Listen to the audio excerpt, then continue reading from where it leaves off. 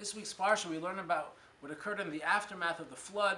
Noah comes off the ark and is looking for a glass of wine. Now, he can't find his glass of wine because not only has the flood destroyed all the bars and the wine stores, but it's basically destroyed the whole world. So how does Noah go ahead and have his glass of wine? So he goes ahead and starts planting a vineyard.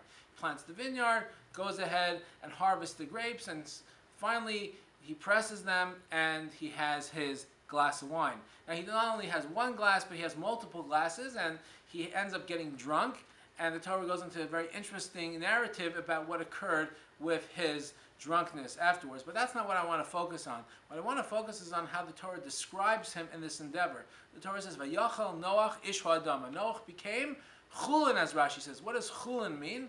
Chulin is the opposite of holiness. Now, it's difficult exactly in one word of English to describe what the opposite of holiness is, but suffice it to say it was not complimentary.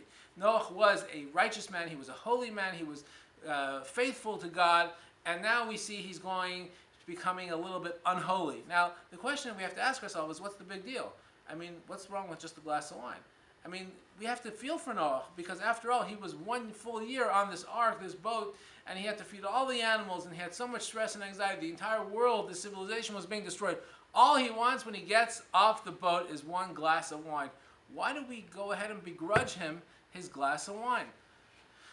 So Rashi really adds a very profound comment, and I think this tells us a great insight in our lives, and that is in terms of having priorities. There's nothing wrong with having a glass of wine. Sometimes it's actually important to have one. Sometimes, in fact, it's actually a mitzvah to have a glass of wine, like going ahead and having it by Kiddush on a Friday night.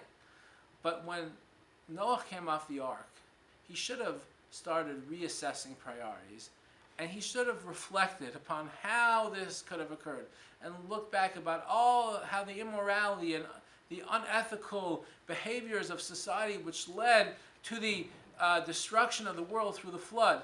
Now, the first thing he should have thought of was not to have a glass of wine, because that should have not been top priority in life. Folks, in our lives, many times we have competing interests, and many times we have different things that pull us. Please let us remember the lesson of Noah and his glass of wine, and always remember to have the right priorities. Have a wonderful Shabbos.